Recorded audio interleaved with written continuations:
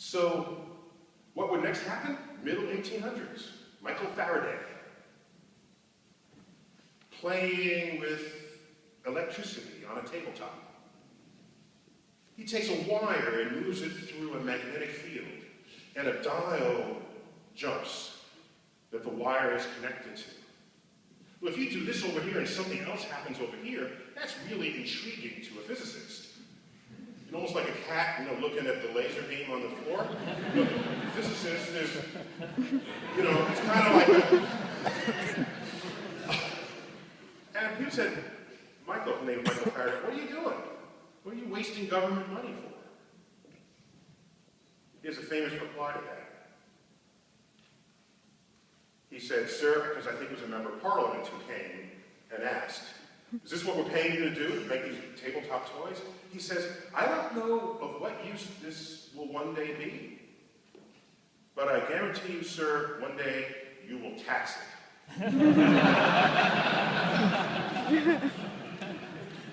Passing the wire through a magnetic field is how we generate electricity today. It is the foundation of all generators. Turbines. Anything that turns creates electricity and something else makes it turn. You're moving wires through magnetic fields.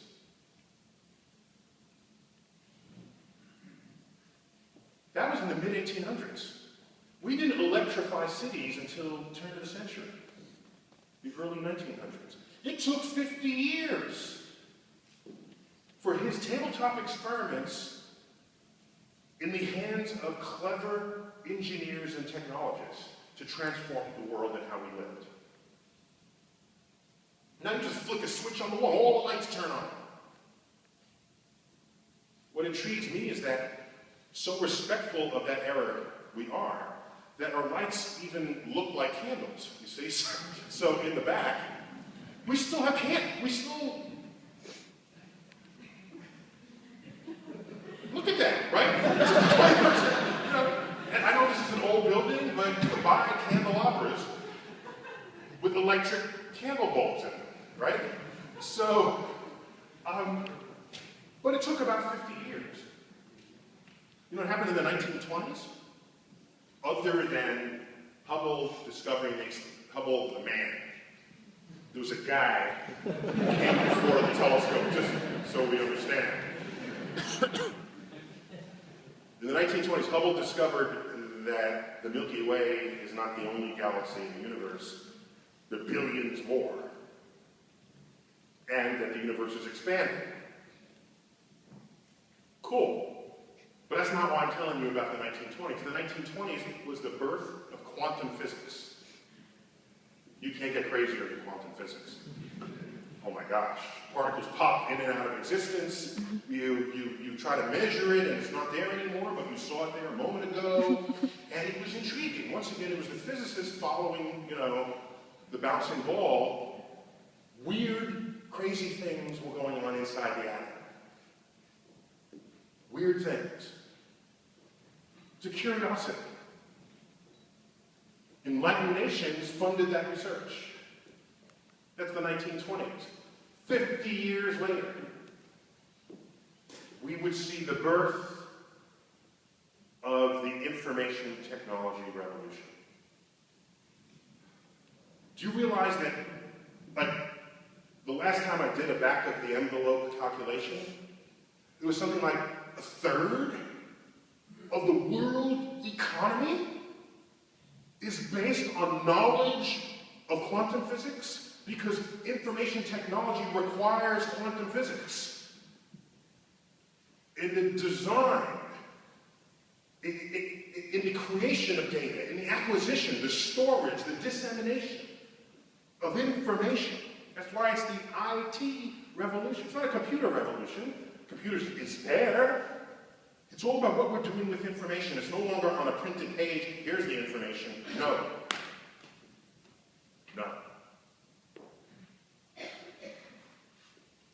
I was on the airplane yesterday, and I got a note from a program installed on my father's computer that he's running out of disk space. I then sent an email to my sister's husband Say, check out my father's computer, something's dumping data onto. He goes and checks it out. Oh, there's a program running awry.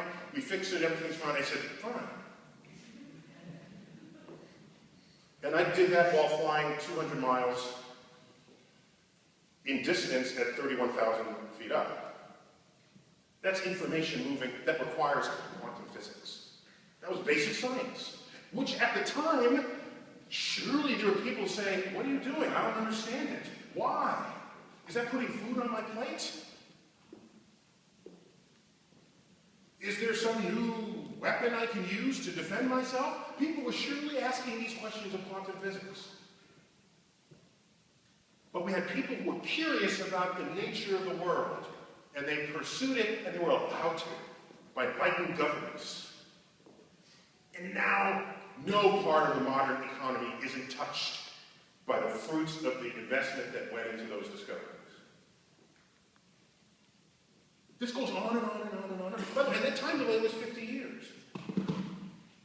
Not 2 years. You know what I wonder? Maybe there should be a new law. I know we have too many laws, but a new law where every congressional session, what do you call the unit of 2 years in Congress? It's called something. A session. Term, every congressional term, you've got to pass a law that enriches, benefits the country on a time scale longer than your re-election time scale. You have to. Wouldn't that be a great law?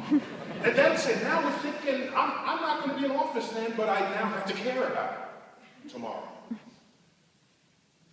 Imagine what effect that would have.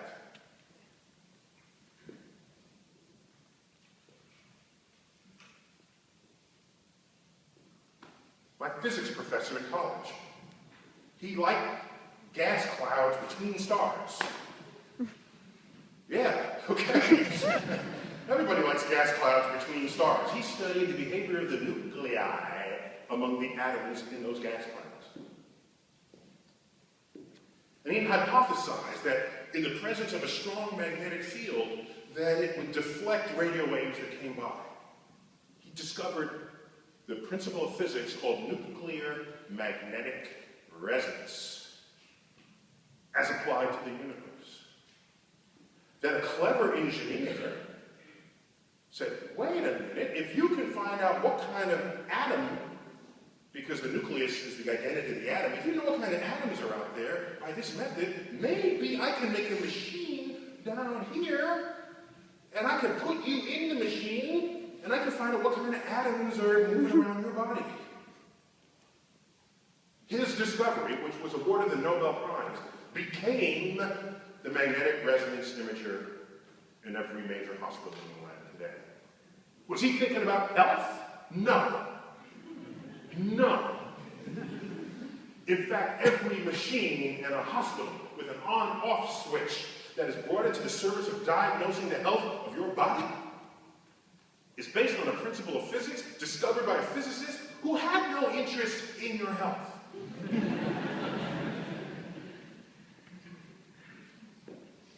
The cross-pollination of the sciences is a fundamental part of what it is to progress in society. I hear people saying, oh, well, last century was the century of the physicists, but this century is the century of the biologists. Okay, shut down all the physicists, and you'll be using the same machines today as you'll be using 100 years from now. Because you're not inventing the machine. You're not an engineer. If you're the biologist, you're not an engineer. You're not inventing a new principle of physics on which you would base the design of a new machine. All of this has to happen. And you can't sit there and say, how is that going to benefit me? We don't know in advance. But every time discoveries have been made, it has benefited us. We've got the track record to demonstrate. I'm screaming at you, sorry. Just getting me started here.